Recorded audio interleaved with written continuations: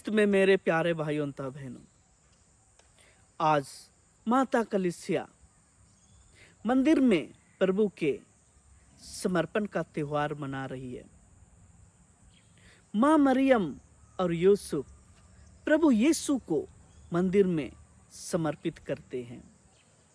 मूसा के नियमों के अनुसार यदि कोई स्त्री पुत्र को जन्म देती है तो वह 7 दिनों तक अशुद्ध रहती है और 8वें दिन बच्चे का खतना होता है और वह स्त्री अपने प्रसव के रसराव के कारण 33 दिनों तक अशुद्ध रहती है।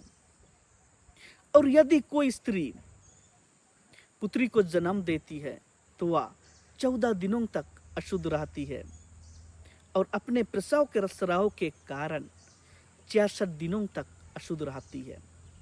इस प्रकार से जब कोई स्त्री पुत्र को जन्म देती है तो 40 दिनों तक अशुद्ध रहती है और यदि वह पुत्री को जन्म देती है तो 80 दिनों तक अशुद्ध रहती है। लेवी ग्रंथ अध्याय 12 पद संख्याएं 2 से 5 में हम लोग इसके बारे में देखते हैं। हम सबों ने क्रिसमस का त्योहार बड़े ही हर्षोल्लास के साथ मनाया। प्रभु यीशु का जन्मदिन 25 दिसंबर को मनाया।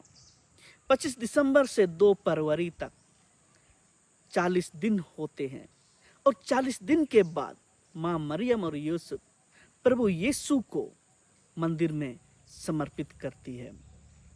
यहूदी लोग उस समय अपने पहलौठे पुत्र, चाहे वह मनुष्य हो या पशु, प्रभु को समर्पित करते थे। इस्राएली जनता मिस्र की गुलामी में थे। फिरौन राजा उन सबों को जाने नहीं दे रहा था। प्रभु ने मिस्र देश के सभी पहलौठे पुत्रों, चाहे वह मनुष्य हो या पशु, सबको मार डाला। लेकिन जिसके घर की चौखटों पर मेमने का रक्त पोता हुआ था, उस घर के सभी पहलौठे पुत्रों, चाहे वह मनुष्य हो या पशु, किसी को नहीं मारा। और इस प्रकार से प्रभु ने इस्राएली जनता को मिस्र की गुलामी से बाहर निकाला। इसीलिए इस्राएली जनता अपने पहलौठे पुत्र, चाहे वह मनुष्य हो या पशु, प्रभु को अर्पित करते हैं।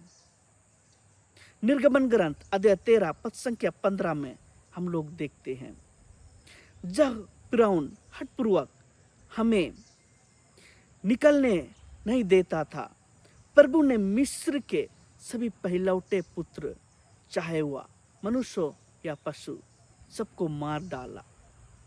इसलिए हम प्रभु को पहलौठे पुत्र को अर्पित करते हैं और उन्हें चुरा लेते हैं। गणना ग्रंथ अध्याय 3 पद संख्या 13 में हम लोग देखते हैं, जिस दिन मैंने मिस्र के सभी पहलौठे पुत्रों को मार डाला, उस दिन से इस्राएलियों के सभी पहलौठे पुत्रों, मनुष्य हो या पशु, को अपना मान लिया। इसलिए वे मेरे हैं, मैं प्रभु हूँ। निर्गमन ग्रंथ अध्याय 13 पद संख्या 2, मुझे सभी पहलौठे पुत्रों को समर्पित कर देना। इस्राएलियों के सभी पहलौठे पुत्र, मनुष्य हो या पशु, सब मेरे हैं। जी हाँ मेरे प्यारे भाइयों तथा बहनों, माँ मरियम और यूसुफ भी अपने पहलौठे पुत्र को प्रभु को समर्पित करते हैं। जब प्रभु यीशु को मंदिर में लाते हैं तो मंदिर में सिमियोन और अन्ना रहती है। सिमियोन बालक को उठाकर उसकी स्तुति करता है। अन्ना बालक के बारे में लोगों को बताती है।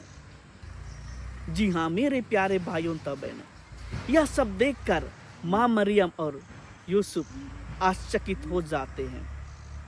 आश्चर्यचकित होने का कारण यह नहीं कि वे नहीं जानते हैं कि प्रभु कौन है, वे जानते हैं कि प्रभु यीशु ईश्वर हैं, ईश्वर के पुत्र हैं, क्योंकि गाब्रिएल दूत उन्हें बताते हैं प्रभु के बारे में। चरवाहे लोग आते हैं, प्रभु यीशु को दंडवत करते हैं। सिमियोन और अन्ना दोनों अनजान थे, और अनजान होने के बावजूद भी वे दोनों आत्मा से प्रेरित होकर वे दोनों प्रभु की स्तुति करने लगे। इसीलिए माँ मरियम और यूसुफ आश्चर्यचकित हो जाते हैं। जी हाँ मेरे प्यारे भाइयों तथा बहनों, आज हमें भी सिमियोन और अन्ना से सीखना चाहिए। हमें भी प्रार्थनामय जीवन जीना चाहिए और प्रभु के पच्चीनों पर चलकर आत्मा से प्रेरित होकर, पवित्र आत्मा से परिपूर्ण होकर अपना जीवन बिताना चाहिए, जिससे कि हम सब भी प्रभु के प्रकाश से प्रकाशित होकर अपने जीवन में प्रभु की महिमा को देखें।